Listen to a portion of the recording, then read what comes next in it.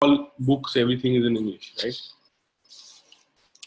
Now, given this scenario, I had to learn English, and I realized that learning English is not one thing. There are different skills within learning English. One is that you have to have a certain kind of vocabulary. You need a good vocabulary to succeed as a lawyer, because lawyers need specialized language and need to communicate in specialized language very specifically to be an effective lawyer. Similarly, so vocabulary is very, very important. Similarly, it's important to develop skills for writing. You need to develop skill for speaking English. You need to do public speaking in English. So there are a lot of different skills that are involved, and it will be a mistake to mix them up. And perhaps you cannot learn all of them at the same time. I mean, I'm sure there are people who might have learned all of them at the same time, but for me, I had to learn them one by one. So when I was working on my vocabulary, I was working on my grammar, I was not working on public speaking, for example. That came later. So the first step was that I was going to work on my grammar and my vocabulary, right? And this happened when I was preparing for the law entrance, because I realized that to do well in the law entrance, I need to learn a certain level of English so that I can easily crack it. And a lot of it depended on my vocabulary and knowledge of grammar. So what happened first is that I had to learn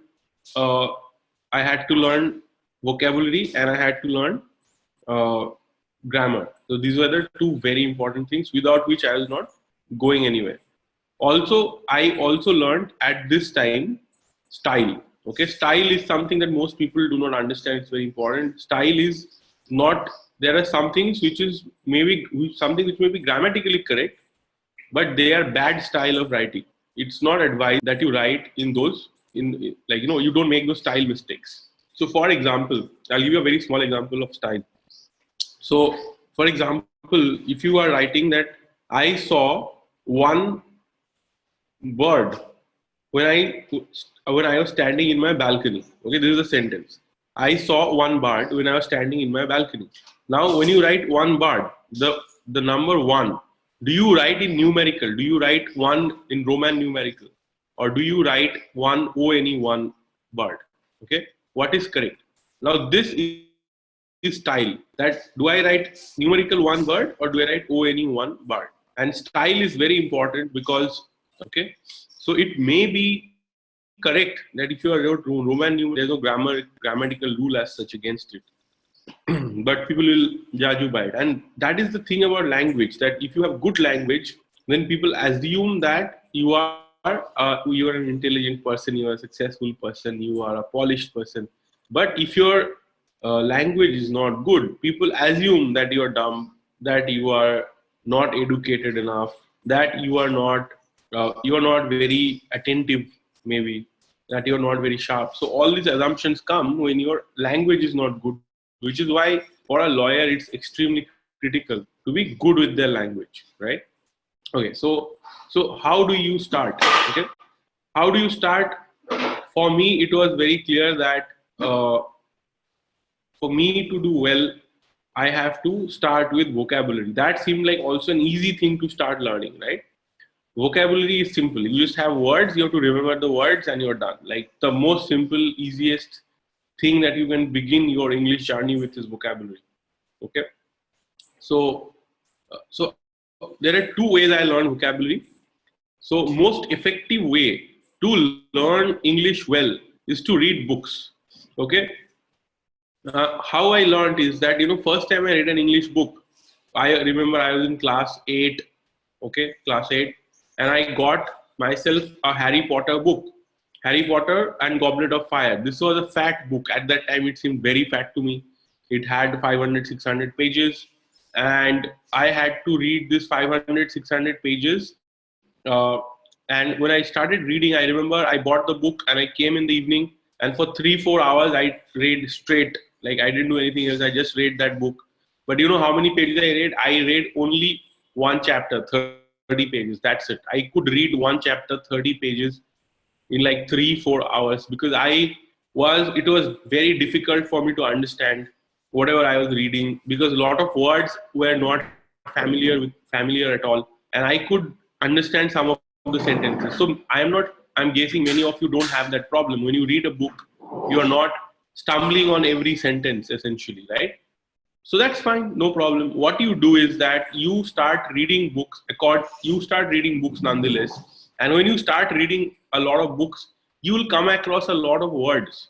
Okay, so when I read that Harry Potter book, I finished. It took me like 1 or 2 weeks to read. I spent a lot of time reading, but luckily I started enjoying the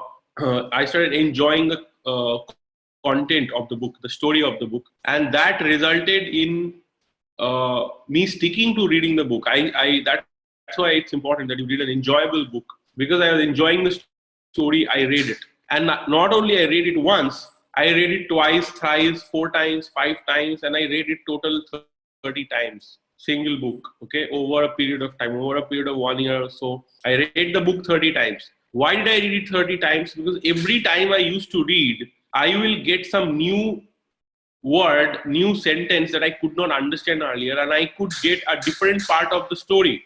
A part of the story I did not understand before.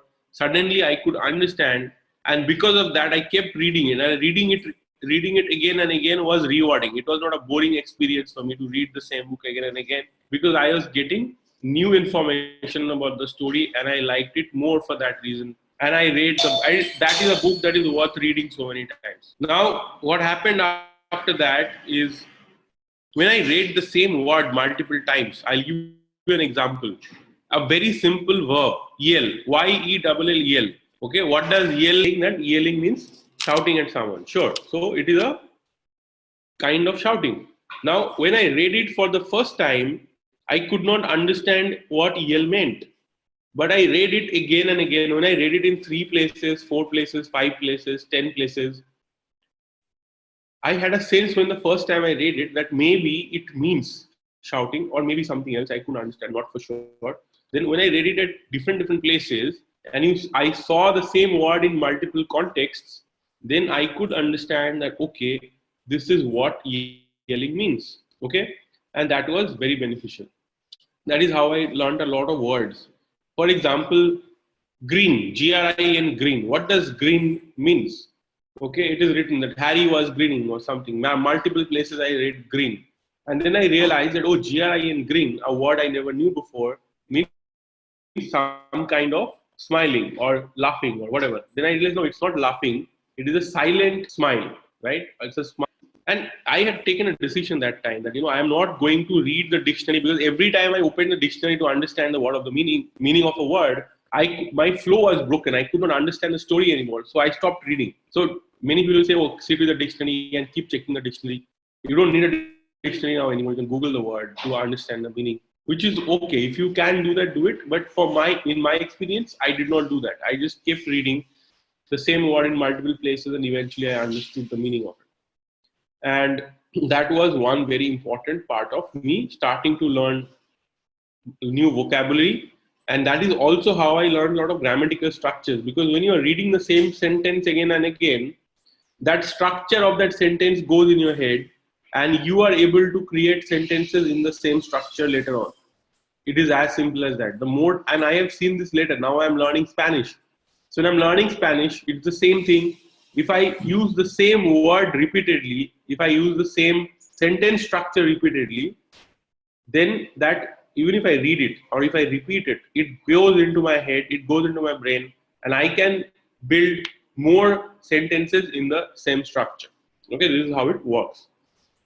Now, so one part was reading a book multiple times. So this is highly recommend. One thing I want you to take away: how you are going to get better at grammar, how are you going to get better at style, how are you going to get better at vocabulary. The simplest way to do that is to read a book repeatedly. Okay, repeatedly, and notice that every time you are reading it again, you are learning new words. That is very important. Okay, and you will also be automatically picking up, your brain will automatically be picking up the sentence structures, right? When we learned our mother tongue, let's say for some people it's Hindi, for me it was Bengali, for some people it may be Telugu or Tamil or whatever. When you learn that language, how did you learn? You learned it by repetition. You came across the same sentences, same words repeatedly again and again in your environment, in your people who are speaking those things. You are watching movies, you are listening to songs. Is as a kid, you got exposed to the same language structure again and again. And that's why you learned it without effort. Your brain just picked up. Your brain has the ability to pick up a language if it is exposed to it regularly. So how do you expose yourself regularly? You expose yourself regularly to any language by repeatedly reading the same thing. Okay, reading books repeatedly will be great. So if you can make time every day for 1 hour or 2 hours to read a book, that is the best way to learn. Exposing yourself repeatedly to that. So that is number one. Now what I did is that I exposed myself initially by reading books, and that did really good. Achha, now that is one thing. Now next thing is that, was that alone enough? No, I also separately studied grammar and I separately studied vocabulary. It really helped that I read these books and I had this reading habit. By the way, recently Shashi Tharoor spoke about it, and Shashi Tharoor also said the same thing. He was asked that, what about vocabulary? Like, how do I learn new words all the time? And he said that, you don't learn words. You read a lot. He, as a kid, had a reading habit. He read a lot of books, and he said he read the same word multiple times. Exactly what I said. He said he read the same word multiple times in multiple places, and that is how he picked up such a phenomenal vocabulary by reading a lot. I'm sure he read more than I did. And he also said something very interesting. He said, I have the kind of mind that I have today is because I read so much. Because when you read so much, you are not only exposing yourself to language, you are exposing yourself to ideas, you are exposing yourself to logic, you are exposing yourself to literature, science, a lot of different things, which are like, the best of humanity, really, right? So you exposing yourself to that kind of good content. Okay, no, don't just read like stupid bad novels, not like Chetan Bhagat novels. A lot of people read a lot, but they just read novels which are romantic or has a lot of sexuality in it or whatever, like, because they get that kind of, it's the same reason why people watch movies, because of drama and entertainment. But that's not the best use of your reading time.